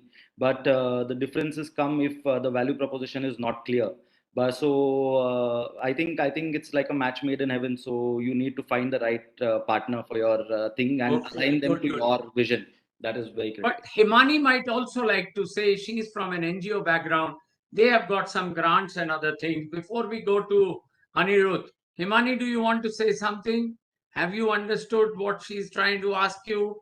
What have been the difficulties, challenges? Himani? Yeah. So, in our case, I mean, the major difficulty is the inconsistency in the disbursement of funds, I feel. Getting a project, doing a project I mean, it takes time, but the major thing which is required is the consistent funds. Until and unless we don't get it, we can't actually implement or do excellent in that work. So that is the main thing. Other than that, I also feel that sometimes the projects are so short term that there is no scope of improvement. Like there are very short term projects, 3-month projects, 6-month project. The project should be at least 4 to 5 years project if we want to see any change. So that is So the that's other where the thing. product, when you make, that is the Right. point. Benisha ji, you want to cross-examine, and before we go to No. Yeah, I just wanted to check with the VC funds whether the arrangement fees, what is that kind of, I mean, maybe the next speaker. yeah, Anirudh. Sure, Benisha. Coming back to your point on bad VCs, and I think there. So just to add to what Abhishek mentioned, there are uh, scenarios when probably a VC can become quote unquote bad. I think one is when the expectations of the VC are not in alignment with the founding team and with the vision, right? And therefore, I think that selection cost really comes in when you are working with a VC, pitching your business model, and you sort of get into that arrangement or that marriage, which eventually seems to be crumbling. And I think now those situations are less frequent, and probably more so in cases when there's a dramatic market correction or a market shift. But the second, reason, and more common reason for a bad VC is because of the pressure that a VC puts on the founding team to accelerate at a pace faster than what the founding team is able to navigate. And that's why this whole debate about growth versus profitability comes in, because you are really riding a horse, and unfortunately, Yes, go ahead. the VC wants you to run so fast at a speed where you probably lose your leg, and that's when you start chasing growth and forget profitability, and that's one loose terminology where VC could become bad. But I'm sure with an improved selection process, that might not happen to most. Thank you so Yeah. much. And in this sector, because we don't have, I mean, usually we don't have products, and that is one major challenge, because that's where, because investors always look at what kind of products are there. Of course, business model is very important, but then, for investors, always there should be something which they can see, and where they can see the profits immediately, or they can Yes. see that it's coming very soon. So that is one major challenge which I see why the investors don't want to really come into this field. But I know that this is very recent, that a lot of investments, especially from the private investors, and it's even today banks are still not very forthcoming. So, I mean, on that, do you have any comment? So, do I have your permission to respond, or should we open Yeah, it yeah, up? please, please. Yeah, just a Please. minute, because we have Yeah. Ullas Parlikar Saab waiting Sure. for, Yeah, and his Absolutely. time is getting on. Absolutely. Just about a 20-second one. Sure. Yeah. I mean, I don't think it's really easy to kind of summarize that. Having a product is not required as long as there's a business value proposition, and a clear room to demonstrate the scale. I think a physical product is not required in my mind. Good. Thank you. Thank you, Dr. Benisha, for your interventions. We have no more further time for anybody to come with the question. Apologies for that. But I think so. It's been a wonderful discussion. And the safety, the measurability, the security in terms of the investors is what they are looking at. The impacts, the outcome, the scalability, the replicability, all these aspects the investors are looking. And one point which was said was that sometimes they break loose, and then that consistency goes wrong, and that really suffers the product. The product is normally being tested and given to them, but the irony is that these things happen in a world. But thank you very much. It's been a joy to be with you all, and apologies for not giving you much time, but thanks to MRAI and the TBD, Technology Development Board. We will have many more to come. Ullas Bhai, floor is all yours. Over to you. Thank you. Thank you, Sodhi sir. I hope I am audible. Yes, please. So, it was wonderful to, I had the opportunity of listening everybody with, I would say, a huge sort of a concentration, because I had to make some notes also. And I must confess that there's so much to learn from the submissions made by each one of you. The first panel, which discussed about the opportunities in different segments of the waste management, I'm sure whoever as startups are present here in this particular discussion, they would certainly get hugely benefited, because as was mentioned by almost everybody, every segment, every, I would say, activity associated with waste management has a potential to play a role for the startup, whether it is collection, segregation, treatment, disposal, management, transportation, you take anything. And there have been very interesting points which have come about during the discussions. Even the awareness generation to the masses, which is also very important. Vivek, you brought out about the importance of crunching the numbers, putting them in structure, because the numbers really bring about the change, and they facilitate the changes. So you must, and for that also, I'm sure, you need a startup to do that. It just doesn't happen on its own, right? And therefore, every aspect, which each panelist has talked about, has a remarkable, I would say, opportunity. The Assistant Commissioner of Delhi, he very rightly brought a very interesting, proposal, which is to partner. The ULBs must partner, and they are looking forward to the partnerships with these startups, because that is where I think a business mode and an administrative mode can work together to bring about the changes which are required in growing this particular waste management sector. So I feel very kind of energized, by that particular submission which was done by the commissioner.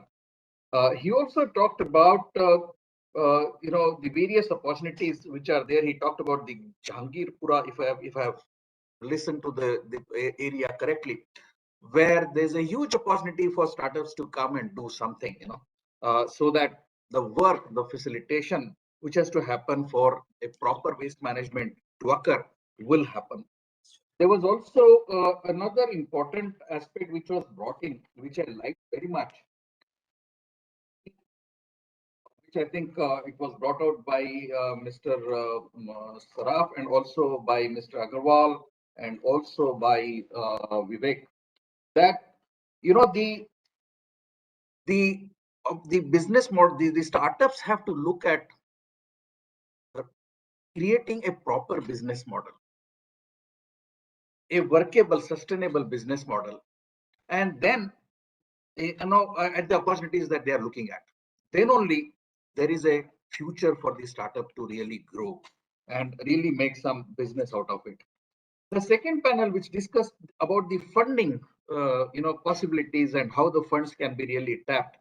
Of course, TDB is there to provide it, but I think the other funds also are relevant in this particular segment of startup. And everybody really, brought in very important aspects. For example, Mr.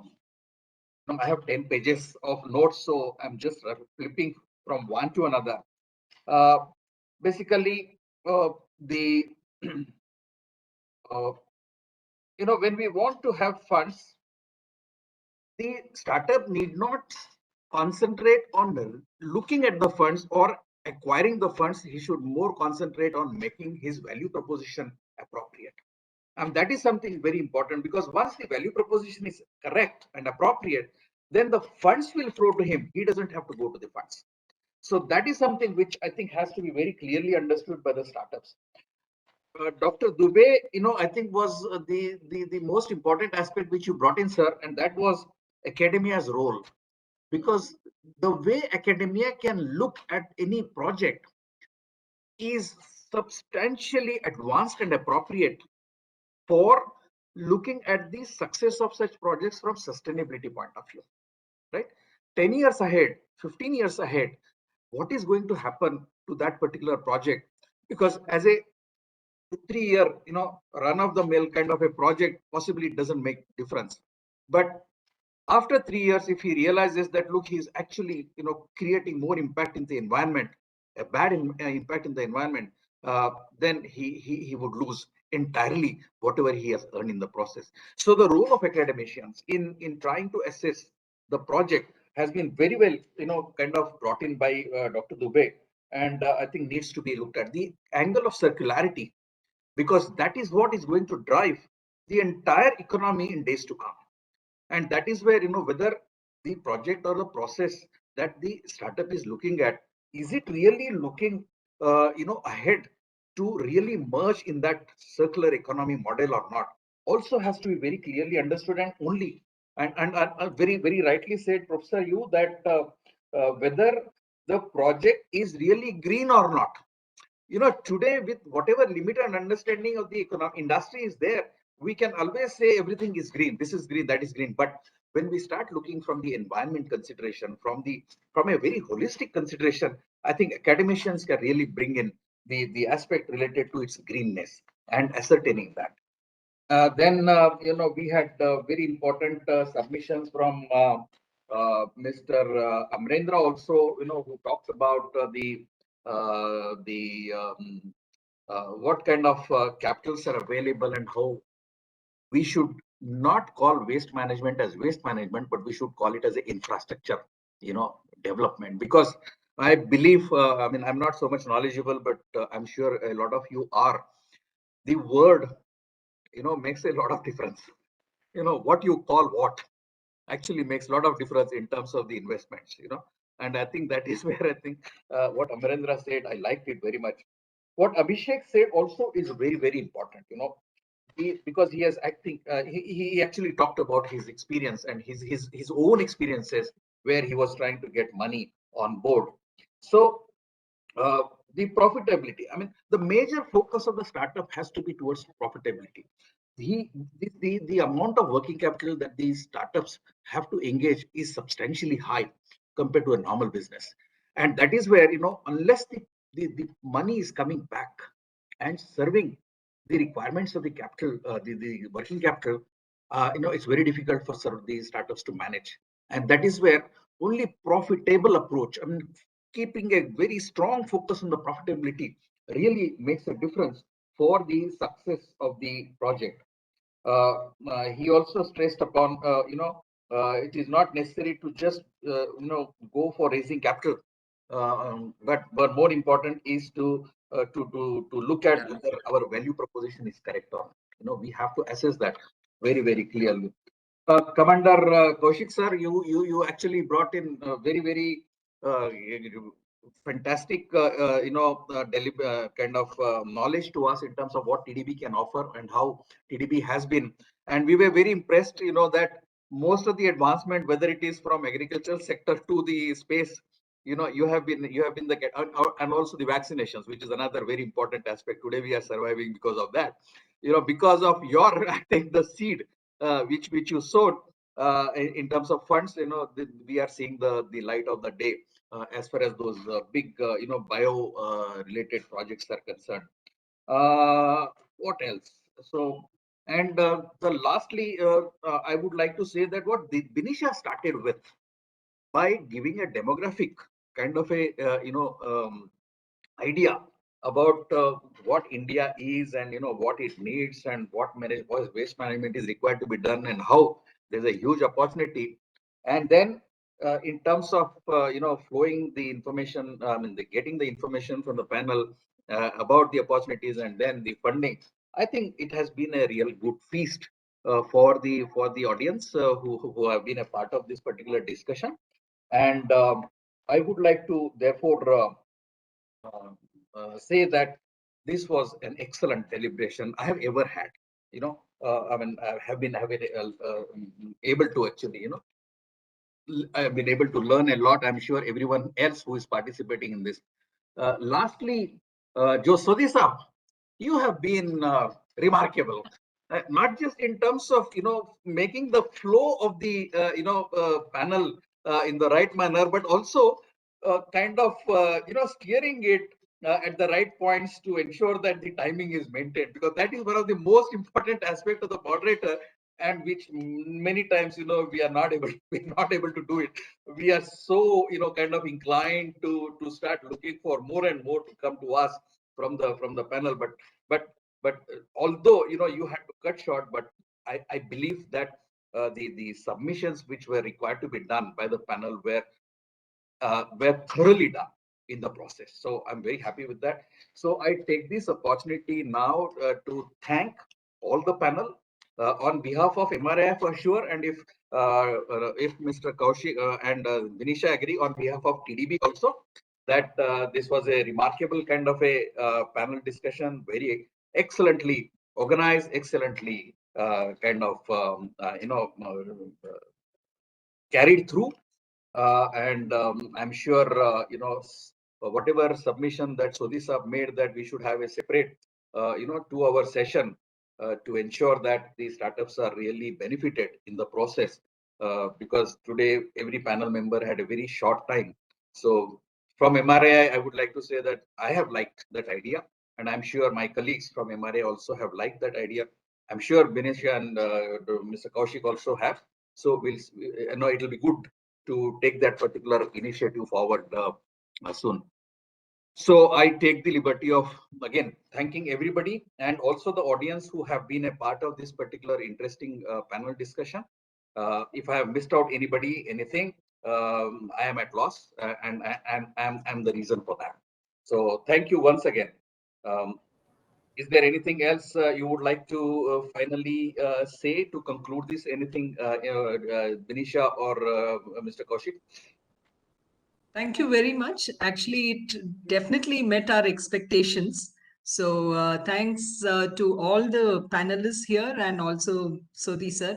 And we are on dot. In fact, we had started 2 minutes late, but now we have also ended on time. So that was really good, crisp, and I think, again, really a good deliberation. Thank you very much. Thank you. Thank you. Thank you. Thank you. Thank you. Thank you, last bye. Thank you so much, sir. Thank you so much. Thank you. Have a wonderful weekend ahead. Thank you. Thank you so much. Thank you, sir. Bye-bye. Bye. Bye. Thanks to all.